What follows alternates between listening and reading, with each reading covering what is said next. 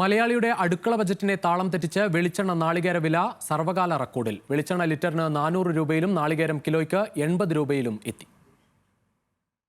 2 മാസം മുൻപ് സംസ്ഥാനത്ത് വെളിച്ചെണ്ണ വില 250 രൂപയായിരുന്നു.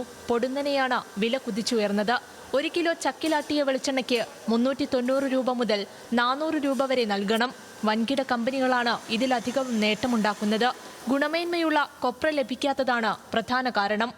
കൊപ്ര അവൈലബിൾ അല്ല. അന്ന് പൈസ കൊടുക്കാമെന്ന് പറഞ്ഞാൽ പോലും ചിലപ്പോൾ കൊപ്ര കിട്ടുന്നില്ല. ഇന്നലെ വിളിച്ചിട്ട് കൊപ്ര അയാൾ തിരിച്ച് വിളിച്ചിട്ടില്ല. സാധാരണ ഇങ്ങോട്ട് സമീപിച്ചുകൊണ്ടിരുന്ന ആൾക്കാർ ഇപ്പം വിളിക്കുന്നില്ല. ഇപ്പോൾ ഇനി നമ്മൾ അങ്ങോട്ട് പ്രസ് ചെയ്യണം, എന്നാലേ കൊപ്ര പോലും കിട്ടുള്ളൂ.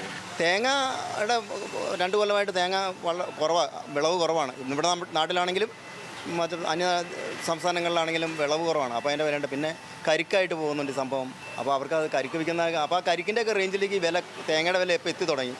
മൈസൂർ, തമിഴ്നാട്, പാലക്കാട്, കണ്ണൂർ, കാസർഗോഡ് ഉൾപ്പെടെയുള്ള സ്ഥലങ്ങളിൽ നിന്നാണ് കൊപ്ര എത്തുന്നത്.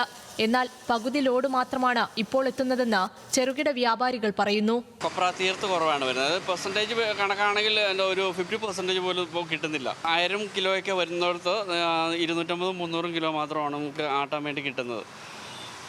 അതും നല്ല ഏറ്റവും കൂടിയ വിലയിലാണ് ഇപ്പം നിൽക്കുന്നത്. കൊപ്ര കണ്ണൂർ, കാസർഗോഡ് അവിടെ നിന്നാണ് നമുക്ക് കിട്ടുന്നത്. ഇതും ഇപ്പം വരുന്നത് നേരെ പകുതിയായിട്ടാണ് വരുന്നത്.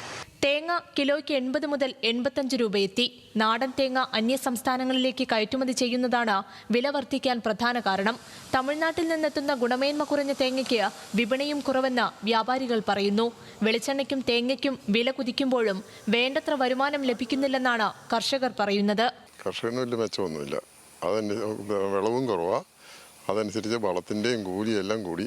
2 കൊല്ലത്തിന് മുമ്പ് ഇതിലും ഉൽപ്പാദനം ഉണ്ടായിരുന്നു. ഇപ്പോൾ ഉൽപ്പാദനം കുറഞ്ഞു പോയി. ആ വേനൽ വന്നതോടുകൂടി നനയില്ലാതായി പോയി, വെള്ളമില്ലാതായി പോയി. അങ്ങനെ വേനൽക്കാലം കർഷകരുടെ നടുവൊടിച്ചെന്ന് നാളികേര കർഷകർ. ശരാശരി 25-ൽ കൂടുതൽ തേങ്ങ ലഭിച്ചിരുന്ന തെങ്ങിൽ നിന്ന് 10 തേങ്ങ പോലും ലഭിക്കുന്നില്ലെന്ന് പല കർഷകരും പറയുന്നു. തീന്മേശയെ സമ്പന്നമാക്കുന്ന വെളിച്ചെണ്ണയുടെയും തേങ്ങയുടെയും പൊള്ളുന്ന വിലയിൽ പരിഹാരമില്ലെങ്കിൽ വരുന്ന ഓണക്കാലം മലയാളിക്ക് വറുതിയുണ്ടാക്കും. ന്യൂസ് മലയാളം, ഇടുക്കി.